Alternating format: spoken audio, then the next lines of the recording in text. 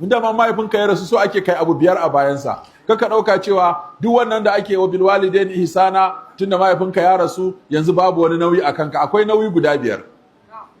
Nauyi na farko shine ka dinga wa mahaifinka addu'a.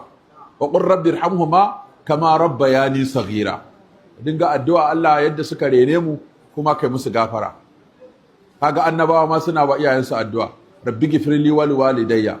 Rabbana ghfirli wal walidayya walil mu'minina yawma yaqumul hisab. ربنا اغفر لي ولوالدي ولمن دخل بيتي مؤمنا وللمؤمنين والمؤمنات.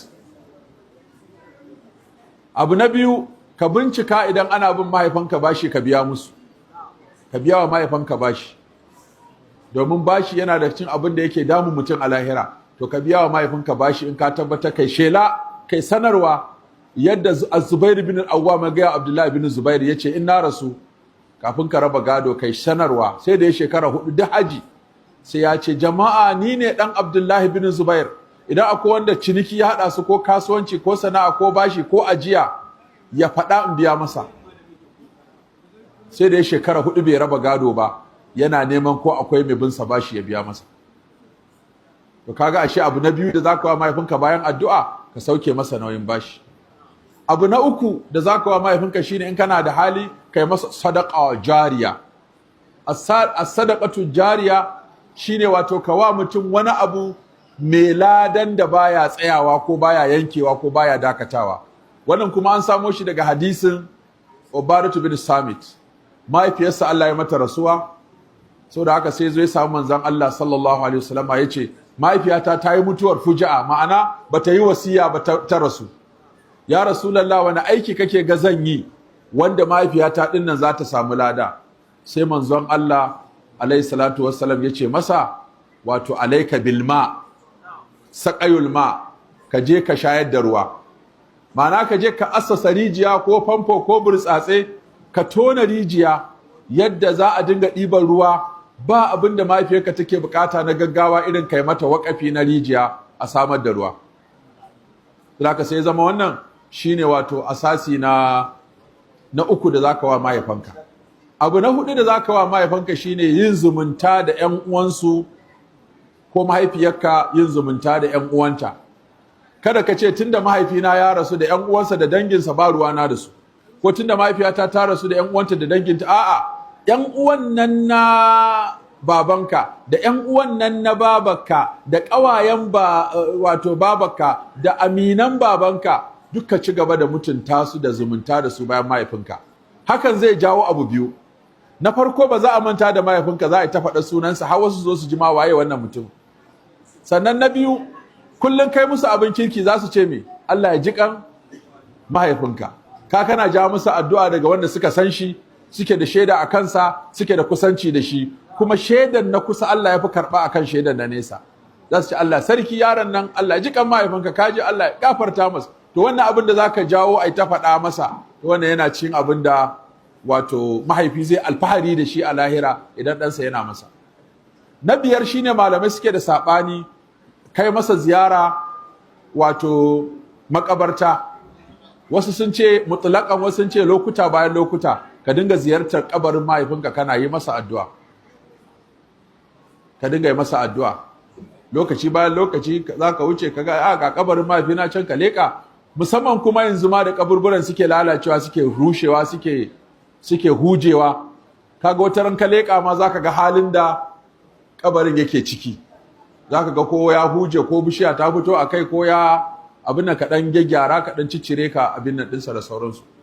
Ko kuma ainihin ka je kai masa sallama, kai masa addu'a, kai wa sauran musulmi da suke cikin makabartar addu'a. To haka wannan yana cin abubuwa guda 5 da ake so. Sannan kakka jawo masa zagi. Kada ka danga yin abin tsiya da za a dinga cewa da kai da baban naka kun ci kaza kaza. To kada kai wannan. Ka jawo a dinga yabansa, ana sa masa albarka, ana masa addu'a.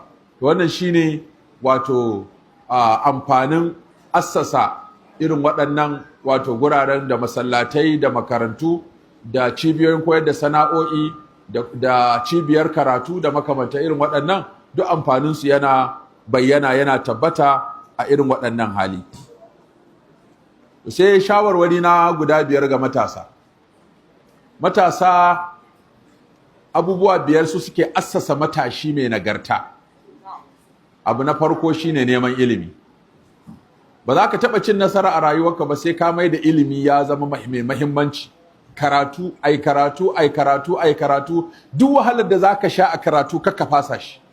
Domin karatun zai taimaka maka da izinin Allah ka fita daga cikin wahalar.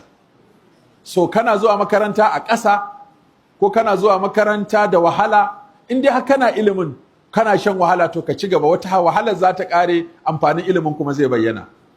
So da haka mai karatun addini ya tashi ya yi shi da kyau, mai karatun zamani ya tashi ya yi shi da kyau, wanda yake son ya haɗa biyun ma ya tashi yi su da kyau.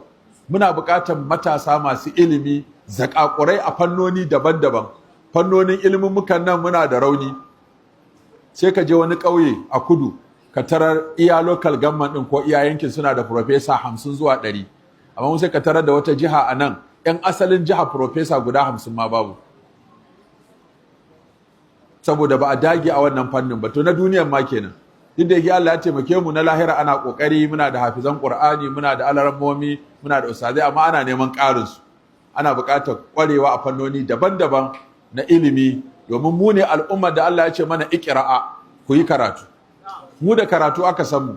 Wahayin da Allah ya fara wa Annabi alaihi salatu wassalam ya ce masa kai karatu. Iqra'a bismi rabbikal ladzi khalaqa khalaqal insana min alaq iqra' wa rabbukal akram. Da haka karatu shine asasin mu, shine tushen mu. Da karatu Allah da farko bai ce ai sallah ba, bai ce ai tauhidi ba, bai ce ai azumi ba, bai ce ai zakka ba, sai ya ce ai karatu. Domin duk abin da Allah yake so yana cikin karatu, duk abin da Allah baya so ma yana cikin karatu. Ba za ka yi abin da Allah yana so ba sai da karatu, ba za ka bar abin da Allah yake ki ba sai da karatu.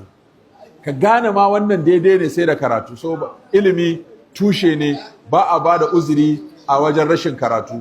Duk wahalar karatu, duk tsananin karatu, in dai an yi shi za a ga amfaninsa wata rana. Ko niyyarka da kyau, ko niyyarka ba kyau, ka tashi kai karatu, domin niyyar ma tana canzawa, amma rashin karatun in ba a yi shi ba ko ba zai canza ba. Sannan abu na biyu, sana'a. Sana'a muhimmiya ce a rayuwar matashi. Kuma a daina rena sana'a, a girmama sana'a, a mutunta sana'a, a kuma yi sana'a.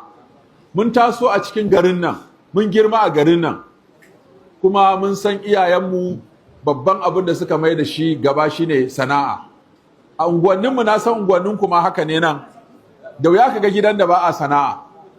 Ka tunano gidaje, yanzu aka ce kowa je yayi list din a unguwarsu gidaje 50 da ake sana'a, zai ga mafi yawa matanmu da iyayenmu da gidajenmu duk akwai sana'a yi. Can ana dan wake, can ana yin shinkafa da wake, can ana yin dubulan, can ana yin alkaki, can ana yin nakiya, can ana yin dubulan, can ana yin kaza, can ana kaza. Ko ina sai kaga akwai wata sana'a da ake yi a cikin gidaje.